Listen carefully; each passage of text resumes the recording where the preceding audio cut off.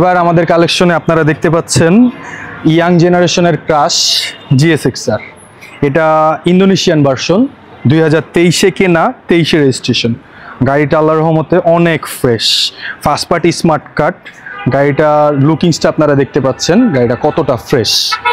গাড়িটা এক কথায় যে লোক চালাইছে খুবই যত্ন সহকারে চালাইছে। আপনারা টায়ার কন্ডিশন দেখতে পাচ্ছেন পিছনের, খুবই ফ্রেশ। রেড মার্কটা এখনো যায় নাই, টায়ারের রেড মার্কটা খুবই স্পষ্ট। পিছনের ডিস্ক প্লেটটাও দেখতে পাচ্ছেন, ABS প্লেটটা কতটা ফ্রেশ। যারা কিনা নতুনের মতো একেবারে ফ্রেশ কন্ডিশনের GSX-R খুঁজছেন তাদের জন্য এটা বেস্ট। লুকিং মাশাআল্লাহ খুবই ফ্রেশ। আপনারা এখন ইঞ্জিন কন্ডিশনটা দেখতে পারবেন, গাড়িটা কতটা ফ্রেশ আছে। গাড়িটা আপনার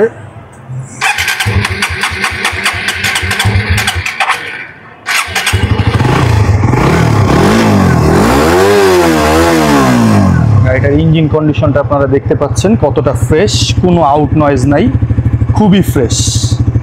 এক কথায় নতুনের মতোই আছে ইঞ্জিন কন্ডিশনটা মাশাআল্লাহ।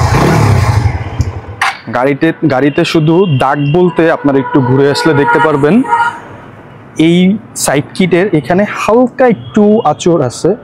এটা আমি চাইলে চেঞ্জ করে দিতে পারতাম বা রং করে দিতে পারতাম, বাট অথেন্টিক জিনিসটা অথেন্টিকই হয়। আসলে কালার করা জিনিসটা কালার করাই।